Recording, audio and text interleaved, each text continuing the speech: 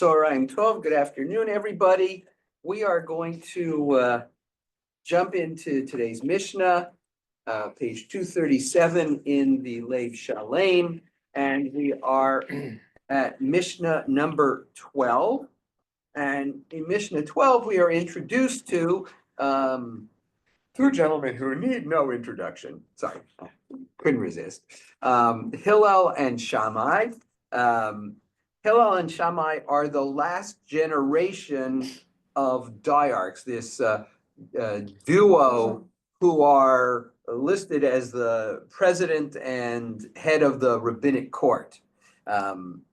They represent some of the transition to the next era. There are a tremendous number of stories about Hillel. He was born in Babylonia. He migrates to the land of Israel. He is relatively limited in his means, and it was at the time a requirement that you actually paid your entry fee to the house of study. Right? It didn't have sources of income. Apparently did not have a good fundraising department. So people would pay a nominal amount. And on one particular winter day, he did not earn as much as he normally did and was not able to afford the fee. And so the story has it that he climbs up onto the roof of the house of study, which had a sort of a glass cupola. Let me just let Rhoda in.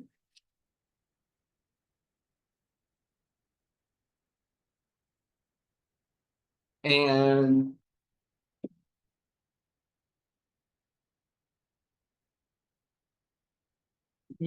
so he's up there so that he can listen in through the roof, through the glass ceiling, and apparently he falls asleep. It snows, and it covers him over. In the morning, when Shmaya and Avtalyon arrive to begin their day, and one turns to the other and says, "You know, it's much darker in here than normal." Because you think about our sanctuary with the wonderful skylight. So imagine, now that it's covered over, and they go up onto the roof, or they send some students up onto the roof, and they find Hillel on the roof. And they bring him in and they say, "What are you doing up there?" And he's going like, I want to study, but I can't always afford it. And they take him under their wing, and he becomes their student, and becomes ultimately one of the preeminent rabbinic authorities of his era, and certainly one of the more famous rabbinic authorities that we come to know.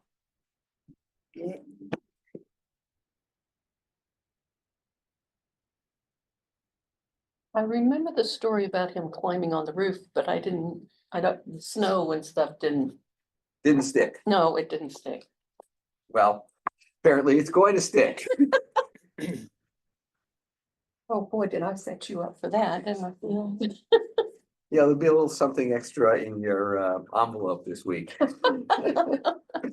Okay. Part of the reason why Hillel and Shammai are the last of the zugot, of these dyads, is that following Hillel, it is his descendants who become the rabbinic leaders of the Jewish community for multiple generations. There's even a tradition that Hillel himself is a descendant of King David. I'm not sure that would pass muster with what's that? That genealogy thing where you get a leaf. Yeah, I'm not sure it would pass muster with them, but it makes for a good little snippet of legend. right? Many of us are familiar with the fact that Hillel and the school of Hillel and Shammai and the school of Shammai argue and debate everything. And after much protracted debate and discussion, a heavenly voice calls out that Elu va'elu divrei Elohim chaim, both these and these are the words of the living God, but the rule follows Hillel. Now, and that is true in all but 3 cases, which maybe we can look at a different time. And so the Talmud, in discussing this sort of mysterious conclusion, raises a question. So why does God prefer the school of Hillel over the school of Shammai?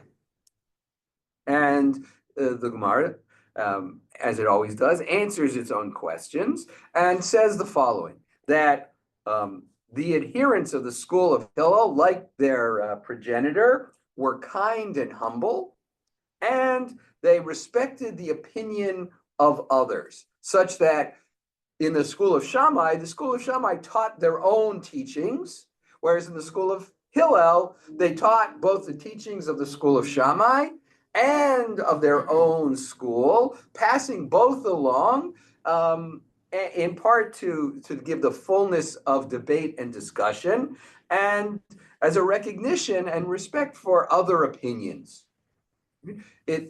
I don't want to overstate it or create an unfair comparison, but it's kind of like going to law school and studying both the majority opinions and the minority opinions, as opposed to just what became the law based on the decision of the court. Right? If you've ever taken a class in anything related to constitutional law, you're constantly studying both to understand what the debate discussion entailed and not just what the final conclusion was. So apparently the school of Hillel was very, very good about doing that. And then Talmud ends their little discussion of that narrative and says, all who humble themselves are elevated by the Holy One, and all who chase after glory, glory flees from them.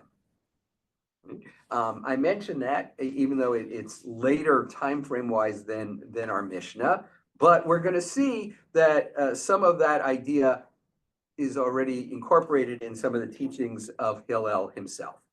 Okay, so Hillel and Shammai received from them, Hillel liked to say, be one of the students of Aaron, okay? Aaron being who?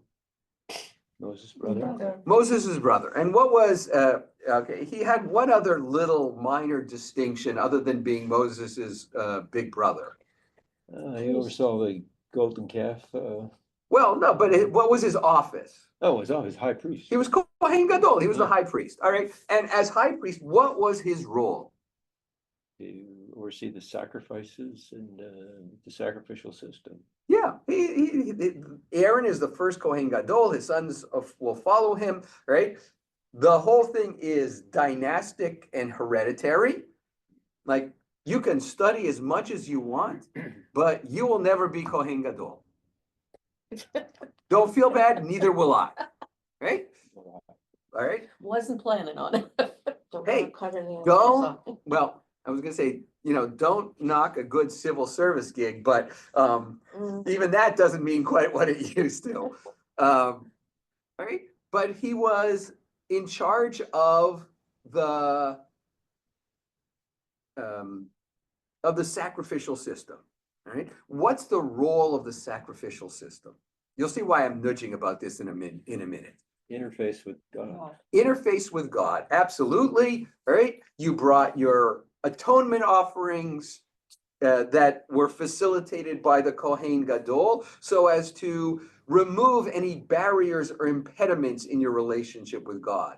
You brought expressions of gratitude by way of sacrifice in order to show thankfulness before God, right? So the whole sacrificial system is about the individual and God, and the facilitation of those sacrifices is what helps bring the individual closer to God. Okay? Like I said, you'll understand why I'm nudging about this in a second. Right? So you could say that Aaron's role, at least as we see it in the Torah, is to be the facilitator of religious worship. Right? Where does Aaron ply his trade? In the Mishkan, in the tabernacle, right? I'm not asking trick questions, I promise. At least not yet. Right? That's where he worked. That's where he did his thing, in the Mishkan. Right? And in fact, what was one of the things that the Kohen Gadol especially, but all the Kohanim had to try to avoid? Impurity or. Yeah, ritual impurity, which meant that they didn't leave the Mishkan or the temple precinct very often, because you increased your risk of move that thing up there for a second. You increased your risk of encountering ritual impurity when you left an area that sort of warded off and protected against ritual impurity. Right? The Kohanim were somewhat isolationists. That makes sense. Yeah, no, it makes it. But by the way, Kohanim, high priests in other cultures were isolationists as well, but often more out of a sense of elitism than fear for ritual impurity. Okay. All of that is sort of a prelude to what comes next, right? And so Hillel says, Haveh mitalmidav shel Aharon. You should be one of the students of Aaron. Right? Okay. Does anything strike you as a little dissonant in that statement? Strike you as what, Rabbi? Dissonant. Dissonant. Well, Odd. Who would Aaron's students have been? his sons. His sons, his grandsons, Kohanim, right? Because to whom was he going to teach anything? The people who would replace him, and All that would right. have to be his family. Okay, the so males. so why is Hillel encouraging people to be a disciple, a student of Aaron, So if they- you can't be a Kohen, a priest, and you can't, and you can't, and you can't, and you can't, and I can't? I got it. Yeah, So you're more like Aaron. If you study him and you follow his ways, then you're pure like him and more connected to God and following ritual. yeah, maybe. All right, so the idea is that somehow we're supposed to be more like Aaron. More like in peace. Where does peace come from? In our entire discussion of Aaron up to now, has the word peace entered our It's right conversation? there. Be at Yeah, peace. I don't care what it says right there. I do, because it's right over the, it's actually good. Yeah, I still don't Yes. care. Right? There is nothing in the life and times of Aaron as Kohen Gadol that establishes what Aaron is purported to be according to Hillel. Oh. Right? Ohev shalom v'rodev shalom, a lover of peace and a pursuer of peace, loving people and bringing them close to the Torah. Is there anywhere in the life of Aaron where any of this happens? Can't think of it. There's Yeah, nothing of course you can't think of it. It doesn't specific. exist. If anything, you can make the argument that what's one of the things that Aaron is most well known for? Yelling at the people for the golden calf.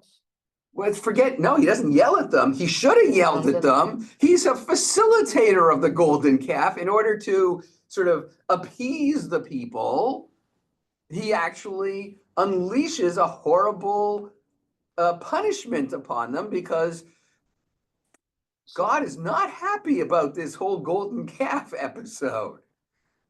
So this is totally not Aaron. All right. Okay, but now do we think Hillel doesn't know the Torah? No. I think Hillel knows the Torah, but this is how he wants people to be, so. So he attributes it to Aaron, because Aaron's name carries power, Why does it carry power? because he's the first Kohanim. Yeah, so he's the first Kohen. Yeah. Mhm. Okay, here's where part of what's happening is Hillel is establishing here, or I don't know if establishing is the right word, concluding is the right word. He is affirming the emergence of a new cultural model. And what's the model? In many ways, it is a model that is predicated not on sacrifice, but on Torah. And Torah as something that is accessible or open to anybody, right?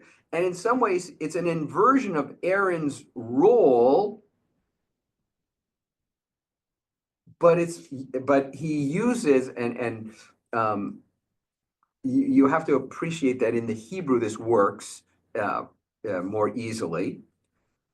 Anybody remember what the Hebrew word for a sacrifice is?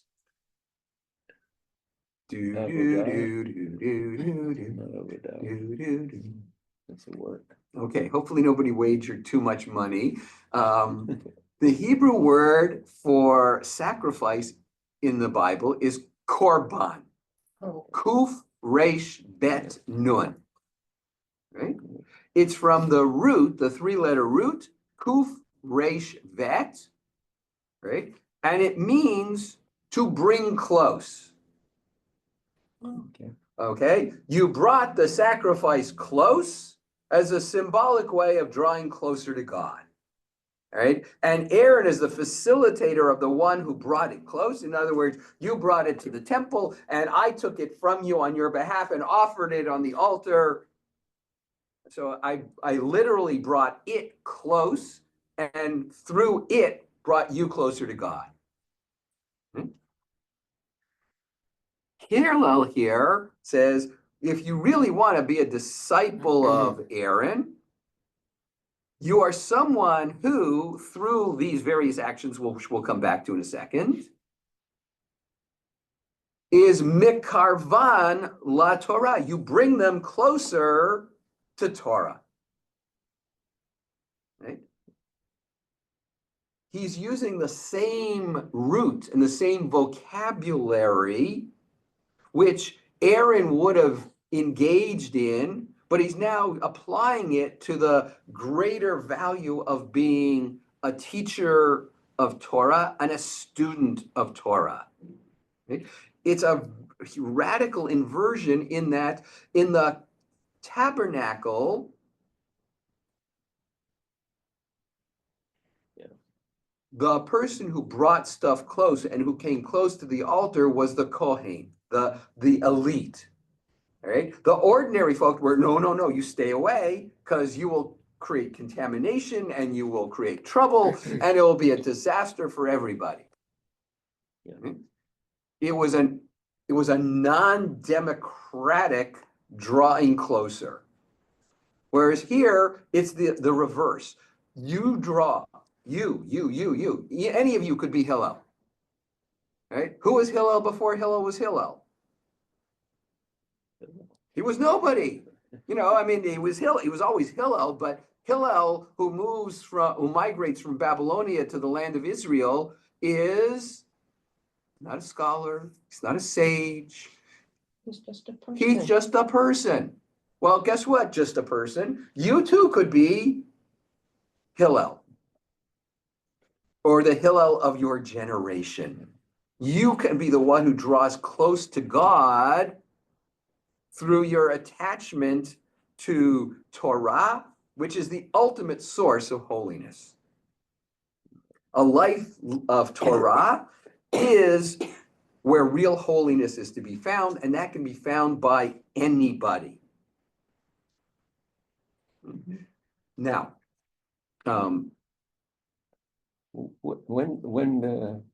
When did he come from Babylon to the Holy Land, Rabbi? It was well after the return, right? oh, it's well after the, yeah, he Yeah. comes as an individual, so he's arriving in the land of Israel somewhere around plus minus the year 0. Okay. Okay. Now, the other thing to bear in mind is that Hillel lives during a time when the temple, the second temple, still exists. Mhm. Right? So for him to sort of say, yeah, this, sacrifice stuff, no, sacrifice, Torah, yay, right, is a radical change in the religious life of the people. Right. And it's not like he invented it or created it, because this process has been going on for all through these generations of couplets that we've been studying, wherein access to Torah was increasingly not the exclusive purview of the Kohanim and their enclave, but rather it was becoming the purview of everybody, which meant that anybody could ascend to places of ultimate authority within the rabbinic world and therefore the Jewish community. Remember, last week we were looking at Shmaya and Avtalyon, who, if they themselves were not converts, their families before them were converts to Judaism, emphasizing the idea that it's not hereditary. This kind of takes it to the nth degree, right? Wasn't it Hosea, the prophet, who said, "What, oh man, what does God require of you? Do justice, love mercy, walk humbly with your God." Yes. That's pretty much what I'll call the spiritual side of existence and life, whereas maybe the physical process of sacrifice and so forth was what I'll call the physical world. It's just like the wave particle theory in physics. You have, there's kind of a But it was the physical reality of a limited segment, right. If you were a farmer, right, how did you express in tangible physical ways your piety, if you will, if I can use that term? Your piety?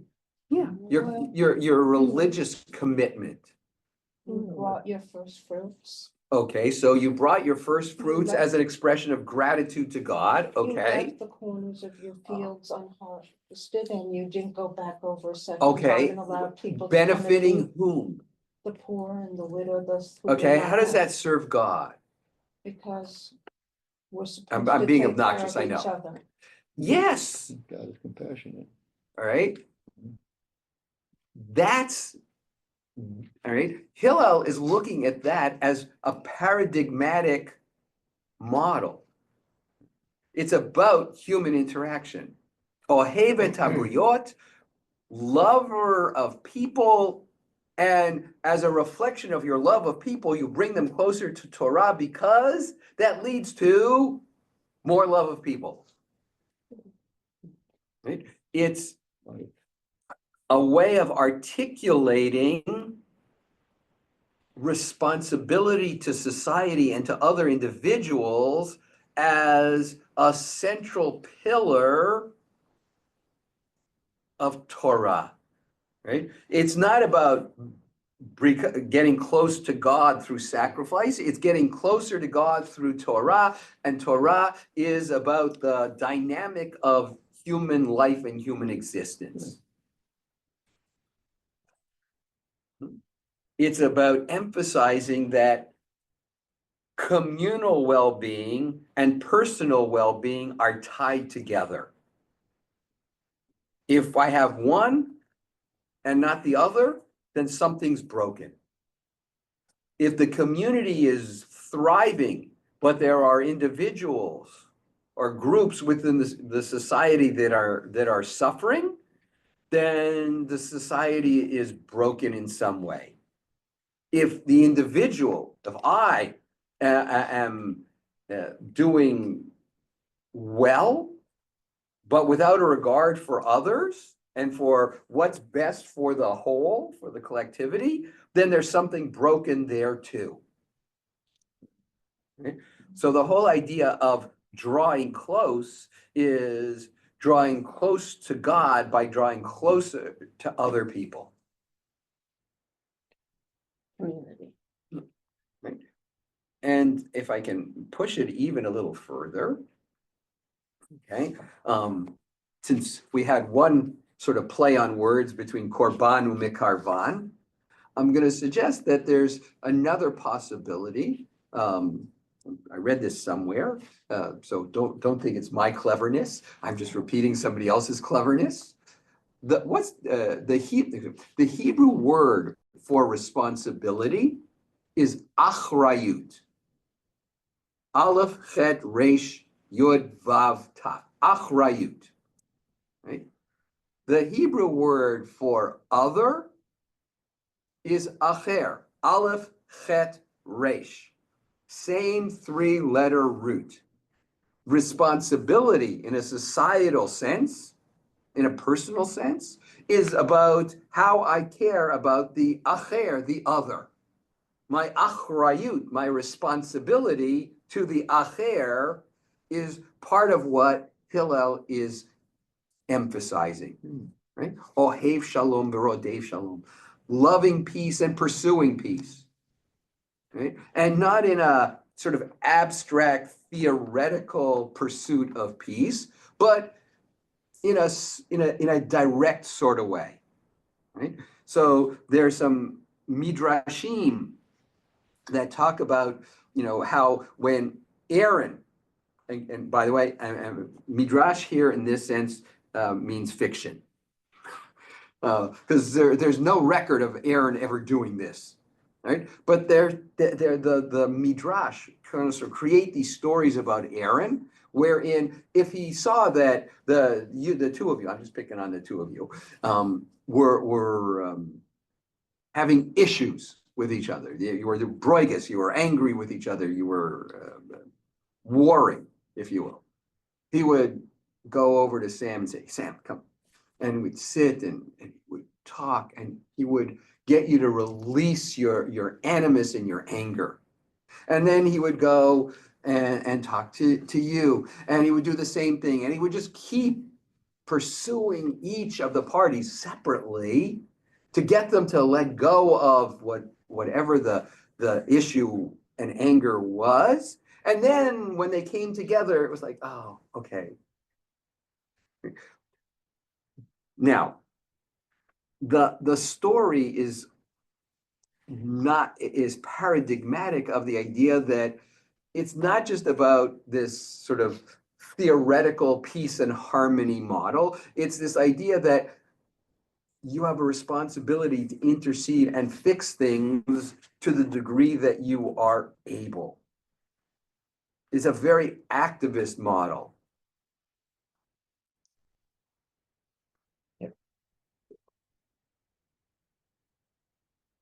So I have one question. If you only have one question, then we're doing okay. At a time, one question at a time. And maybe we haven't got to it yet, but we have, a fair amount of information about what Hillel has said, but then in the next one, we have Shammai taught, and there's just one thing, and it seems odd that if they're mentioned together, is it meant to be some sort of a contrast between the two of them? Or is it just, I don't know. So that's my question. What about Shammai? Why don't we have more from him? Okay. So you are noting correctly that in all of these midrash mishnayot, where we've been introduced to X and Y, the first statement is by X and the second statement is by Y. Right? But if you look past Mishnah 12, you'll notice that the next one and the one after that are both Hillel. So we're breaking the pattern. And to some degree, we are sort of pushed to ask the question that Sam asked, which is, what's the deal? Right? And I'm going to suggest that the compiler of our Mishnah, Rabbi Yehuda Hanassi, a descendant of Hillel, might have had a certain Prejudice. bias in favor of his great, I don't remember how many greats I have to throw into that sentence, grandfather. Right? It may reflect on the ascendancy of the school of Hillel over the school of Shammai. And therefore, Hillel gets more expansive billing and role in the Mishnah. What was the political situation in the temple? Who was appointing high priest? Oh, the temple was a mess. Okay, so maybe that's part of the sort of the flavor here, is that the emphasis now is shifting from the physical duties and maybe have been lost a little bit of the reasoning behind, the high priest activities, because who were they appointing as Yes, but remember, Shammai is engaged in that same dialectic with Hillel, so right.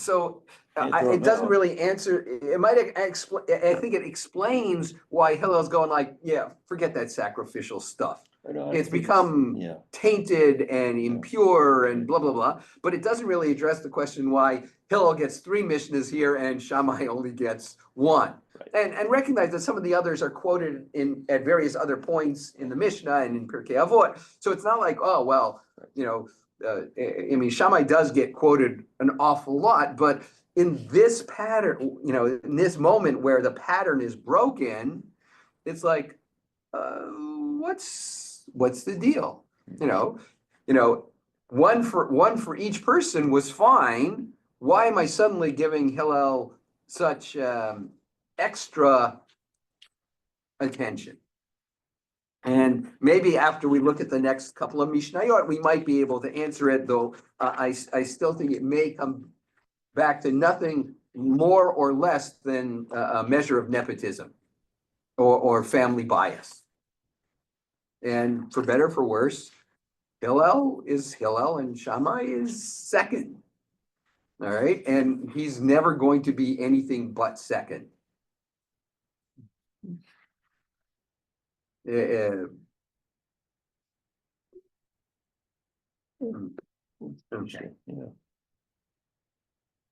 Okay. Any other thoughts or questions about this Mishnah before we tackle the next one? So if Shammai taught, make the study of Torah, what did Torah mean in that day and time for Judah Hanassi? This would have been just the written? No. By this point in time, we have a lot of existing material, right? This is one of those times when I wish I had a blackboard. Okay, so what exists in terms of material at this point in history? Because remember, we're talking late second temple, so we're talking 1st century of the Common Era. Right? The Torah exists, and has basically been a fixed document. Let's say even if you want to put it as late as the time of Ezra, you're talking about somewhere in the middle of the 5th century BCE. So the Torah as a book, as a document, as a thing, is at least about 5 centuries old, right? Give or take a decade. The written. All right, the written Torah. Right. All right. The books of the prophets are written documents. Right. what starts to happen during the first century and a little bit later is the rabbis are now deciding which books are going to be part of the biblical canon. All right? Torah is sort of grandfathered in or assumed to be in because, hey, this is God speaking. God gets into the book. All right? The prophets, by and large, make it in because they're, God adjacent, if you will. They are the messengers of the divine word. Okay? The historical books, Joshua, Samuel, Kings, are included because they tell the story, the history of the Jewish people, and that's essential. Right? Once you get into the next third, the last, the writings section, that's where the debate wages much more intensely. Do I include the book of Job, which, is a very different perspective? Do I include something like the book of Proverbs, which is wisdom literature, which sounds a whole lot like the wisdom literature that was being created around the same time as the book of Proverbs in Egypt and amongst the Greeks? Do I include the book of Esther, which when we always say it every year, who doesn't appear in the book of Esther? God. How do it's like this, the Bible is God book. So the Torah, very God, very God. All right. The prophets, a lot of God. All right. The history stuff. Yes, God is interwoven with Jewish history. Okay. So now I start to get into other stuff, and it's like, the book of Proverbs mentions God, but it's not really all that God-ish a book. The book of Kohelet, Ecclesiastes, very limited God talk and not always of what we would want to affirm or think about as God stuff. So there's a whole lot of debate, Shira Shirim, Song of Songs, another book which really doesn't mention God, and it reads like erotic poetry. And you're going like, hey, this doesn't read like a biblical book, but they read it as an allegory about the relationship between God and the Jewish people. And so it got in. But you could see how easily others would argue, what the heck are you putting this stuff in here? This is not appropriate. This is no. This belongs in Pentas Forum, not in Bible chapter 3. Okay, so that's part of what's going on here. So, but you've got a lot of that material. In addition to that, you have a lot of what I'll call free-floating oral material, which is the interpretive material created by the generations of sages and scholars going back to Ezra and the members of the Great Assembly that were mentioned early on in our chapter. And the generations, you remember, we're only getting quotes from the two toply billed people of each generation, but you've got a whole cadre of people who are sitting and studying and discussing and debating Torah. And what does it mean? And how do we apply it to our reality? So all of that material is now traveling along with the written text. And at a certain point, the sages are going to decide that the stuff that's been transmitted orally has to be written down because it is becoming too voluminous to remember. Plus, the upheavals that happen around the destruction of the temple and the years thereafter give tremendous pause and concern to the sages about how do we preserve knowledge. You know, in the Greco-Roman world, especially, you know, you have huge libraries that are being created in order to do what? Preserve knowledge. Right? Oral tradition has certain benefits, but also certain limitations. And so what had been oral starts very soon to be written, and then it too becomes part of the ongoing process of debate and discussion as you're constantly trying to understand Torah.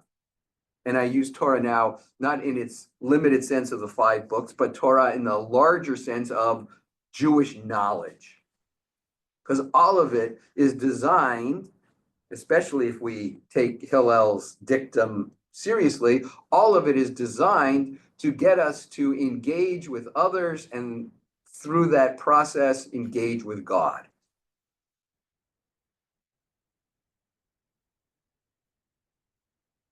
Does that sort of answer your question, Yes. Sam? Yes, sir. Okay. And like I said, it's a limited answer, but there's a lot of material at this point. Okay. So let's look at Mishnah number 13. Before we read the English, okay, look at the Hebrew for a second. All right. Hu haya omer. He also used to say, okay. Okay. I'll read it. Negad Shema Avad Shmei Udala Mosif Yusuf Udala Yalef Katla Chayav of the Ishtamash Betagad Chalaf. Okay. What does that sort of sound like? The praise. Yes, which one?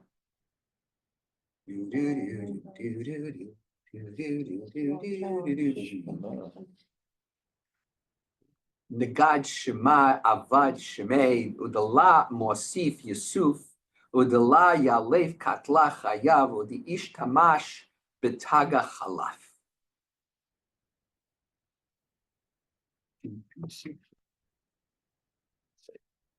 They have to, I don't know. I mean, it's like the construction, the Shema. Does it sound Shema-ish? Maybe I didn't read it right. No. I don't know. No, Maybe it's, it's got Shema in it so many times. Shema. Yehei Shmei Rabbanu Arav. yeah, Yes, it sounds I Kaddish-like. was thinking that, I thought, I can't be. But it absolutely can be. I could hear the rhythm, but I couldn't get the words. Okay, so what is somewhat unique about the Kaddish, whether it's the short form or the long form or the in-between form, in any form, what's unique about the Kaddish?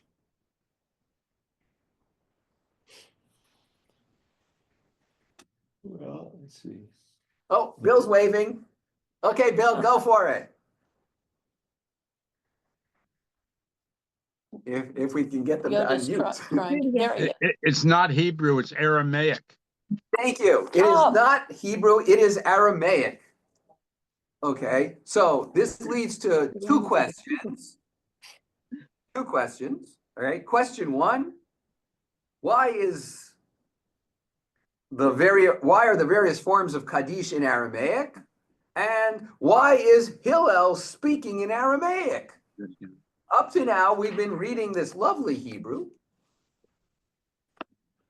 And if you look at the next Mishnah, it's back to Hebrew. So the question is, That's where. why? Where's this? What? Where? Why? What's the deal with this that's where Aramaic it's stuff? from. That's where he's from. Aramaic was a language in that part of the world. And Israel's a Ascended. crossroads, Jerusalem's a crossroads, so you have multiple language. That was- It's that was even a more common- basic than that. It's older.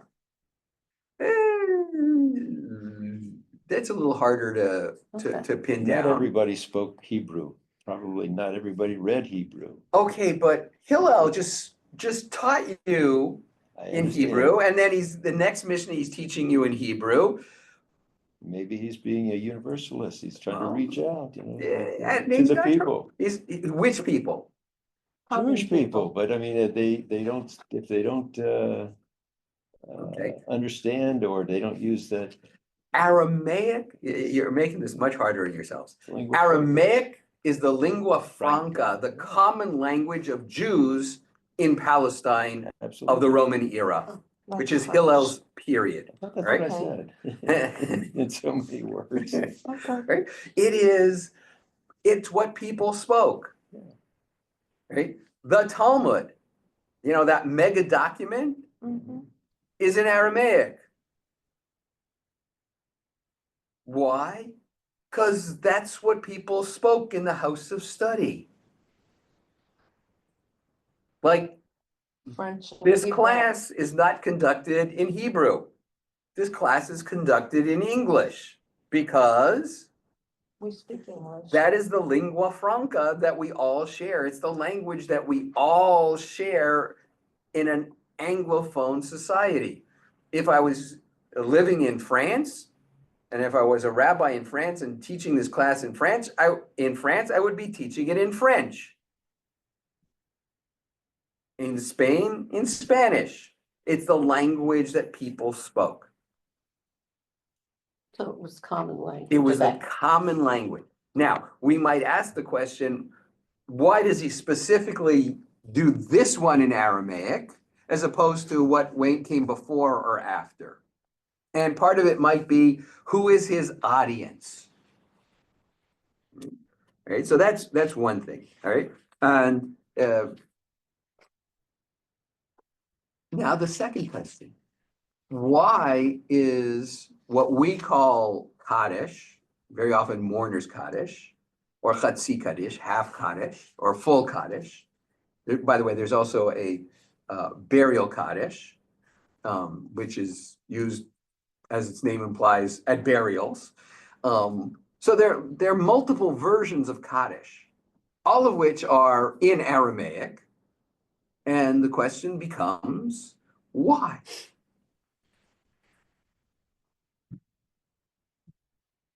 Same reason. More people understood. More people could participate, because it's in a common language. What other prayer other than Kaddish is written in anything but Hebrew? I can't even think. Don't think too hard. Well, I know it takes a congregation to say God. If Say the it takes a Kaddish. congregation to say Baruch Hu, Yeah, that's Hebrew. okay. But back then, would you have had a big congregation saying prayers, or would you have more people at a funeral? Only the union. You're getting colder, Oh, gosh. Oh, gosh. right? There. And it still goes to the question of, why is every other prayer that is written in Hebrew, whereas this is written in Aramaic? It's older, maybe. I would have used that Thank one. you, He but said no, no. you get a nice version of the home game, but no. Was it a common prayer said by more people? No, No. Not then. right. Don't assume that its usage today reflects its original usage. Forgot where he was. We've all got dead ones today. Okay, come on, just tell us. Oh, what fun would that be? Okay. What language do we say was the language of the masses? Aramaic. Okay, and what language did our sages often study in? They often study in Hebrew, but Aramaic. Why is the Talmud written in Aramaic? Because it captures and records the actual discourses in the houses of study. Wow. The original locus of Kaddish was, in fact, the Kaddish Rabbanan that formed the prayer, or that was articulated by a sage originally. Just, one guy decided, oh, we should say something at the end of our study period. And so was born Kaddish, and then it expanded. Right? It never, in its origins, had anything whatsoever to do with the way we use it today. It was a prayer that was recited in Aramaic because that was the language that everybody was speaking as a way of closure for the study of Torah. Which is why, what does Mourner's Kaddish, quote unquote, never ever talk about? Death. Death. You ever, if I were to commission you to write a prayer to be recited by mourners, and you didn't include death or a reference to death or dead people, you know what you would be paid? Focus. Nothing, because who writes a prayer for this purpose without writing something about loss, mourning, sadness, death, anything that refers to what the situational referent is. Kaddish. Kaddish only refers to praise of God. It's all about praise of God. So what is that? All right. So when might I want to praise God? What situation might prompt me to want to extol and praise and express gratitude to God? I would say there'd be in moments of understanding, and then the way I relate that to death would be that Don't relate it to death because you're going down the wrong road. Well, that's why we say it, right? I mean, that's why I became No. wrong. But if you come to terms with that horrible things that have happened, It's so post facto, okay. absolutely post facto. Rhoda, you want to try? I'm going to attempt the prayer, the Kaddish was, like you said, a closure of study of the Torah. I believe students of a particular rabbi at one time said this to honor him. And you were close, Okay. but you were wrong. All right, you were at least getting us closer to the original. The time when I would want to extol and praise God is when I have just spent a period of time studying God's greatest gift, Life. Torah. Oh. You're not studying It's all Torah at a the funeral. same, right? No. You're modernizing it. You're not thinking about origins. This is why I'm pushing you. You're assuming that the way we use it is the way it has always been used. So Torah is God. No, we're praising God who is the giver of Torah. We're praising God for the ability to study Torah. We're praising God for the blessing that Torah is and serves in our lives, and the joy and blessing of being able to engage in the study of Torah. Right?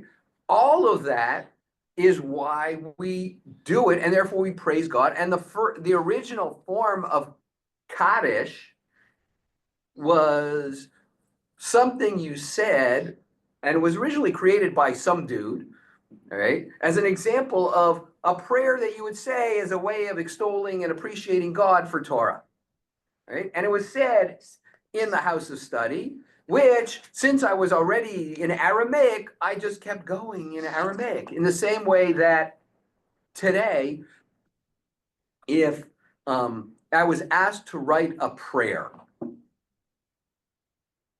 for a situation, right? I could write it in Hebrew, but if I wrote it in Hebrew, what would I have to do? Translate it into English. So maybe I just skip the middle step and I just write something in English. All right, so we're speaking Aramaic, everybody understands Aramaic. Remember our friend Hillel who was up on the roof? When Hillel was up on the roof, he was just an ordinary, everyday member of the Jewish community. He wasn't a scholar yet. He wasn't a sage yet, which means that the people who went to the house of study to hear words of Torah, to hear discussion of Torah, were kind of ordinary folk who spoke Aramaic, and maybe their Hebrew was not as good as others. So I ended the time that we studied the session in the school, in the house of study, in the same Aramaic language, which I knew everybody understood. And before we finish, let us praise God for. In the same way that if I wanted to, and this happens in any number of communal settings where in multi-faith settings, it's like we just finished our ministerium meeting, and when we had lunch together, who would like to do the closing prayer? All right. And what language is that closing prayer always given in? English. English, because that's the language that we all agree, we all know. All right. And does it mention, what does it mention? It mentions collegiality. It mentions the opportunity to sit together, to study together, to praise God for the amity and the friendship. And all right, it's thank you, God, for all of this stuff. Okay. So how does Kaddish go from the house of study to what it is now? to I think some what we students think of now? How does it get there? Well, when someone is unfortunately in mourning, what don't you do? What is one of the things you do not do? Greet people. Yes. Something else you do not. You don't engage in joyous and pleasurable activities. Right. Okay. The study of Torah, we just said, was a joyous and pleasurable activity. And one of the ways that you marked the conclusion of a Shiva period was by studying some Torah as a way of marking that transition back to doing something joyous and pleasurable. Once I started studying Torah as a way of marking the end of a Shiva period, now he's getting to the transition. What do I do when I finish studying? I praise God.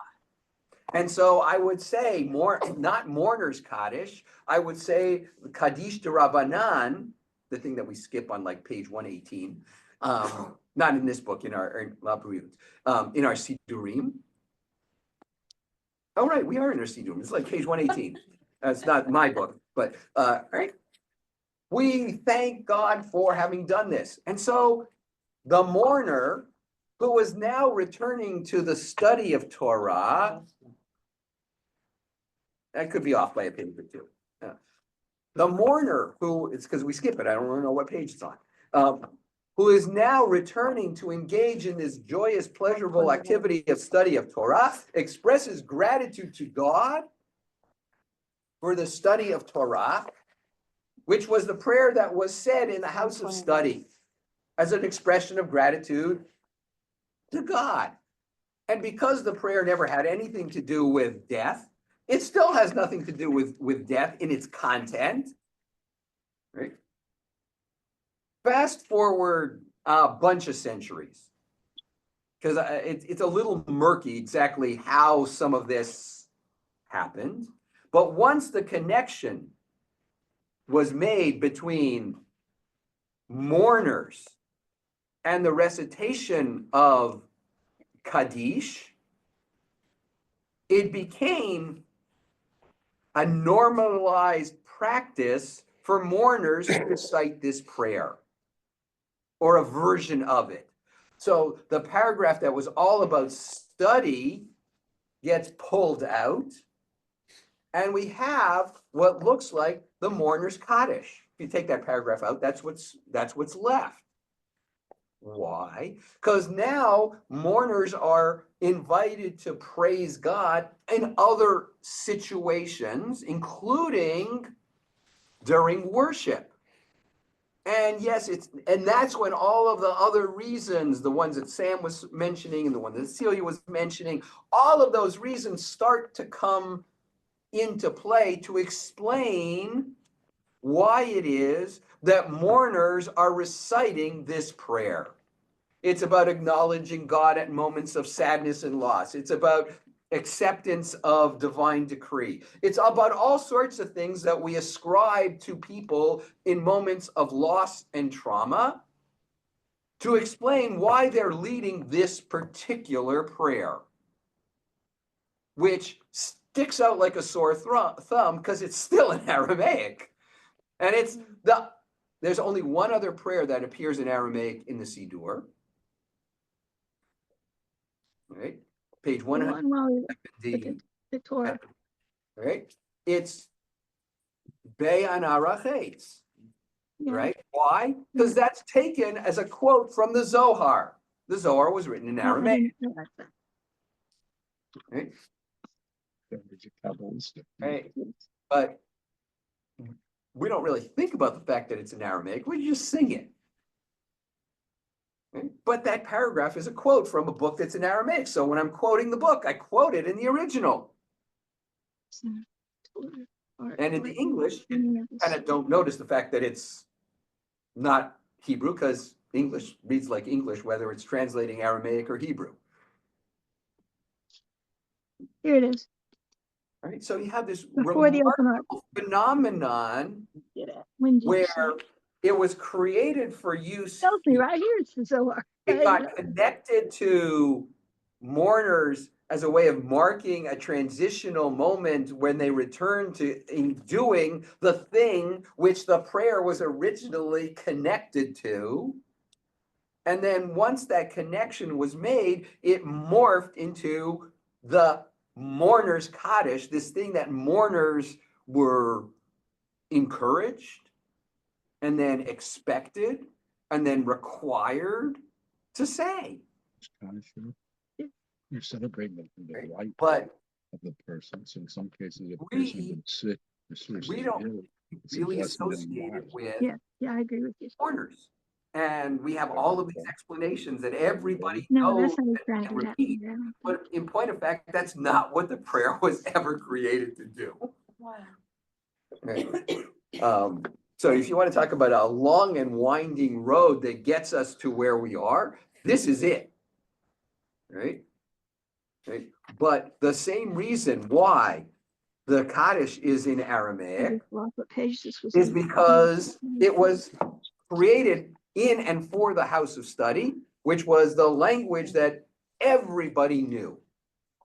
By the way, what else did people in the first century Palestine speak in addition to Aramaic, and some people spoke Hebrew? Greek. Greek. And there are synagogue inscriptions from that era, which are in Aramaic, and others are in Greek, very few in Hebrew. Why? Because look around our building. Find me one single plaque that says donated by in Hebrew. Oh, Nobody can read them. I'll tell you what's written in Oh, Hebrew. nothing's Great changed. job. In some ways, absolutely nothing has changed. You speak in the language, or if you want to highlight something so that everybody knows it, you say it in the language that everybody knows. you speak in the common tongue. Common, yeah. Yeah, Rhoda. One exception would be the gravestones at the cemetery.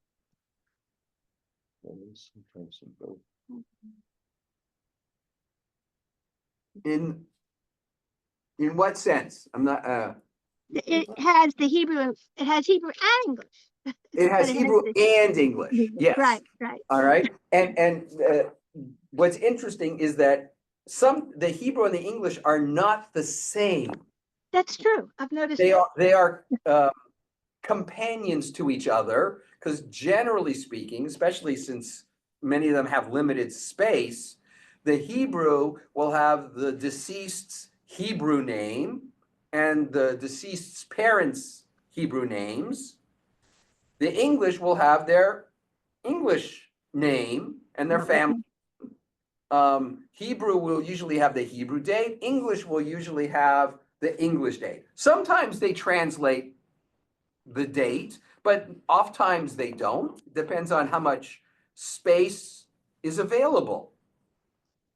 All right, and in the same way that there's usually a little acronym in Hebrew at the top that says "Here lies," which is not translated in English, and we have a string of letters at the bottom, which is a different acronym, which is also not translated into English.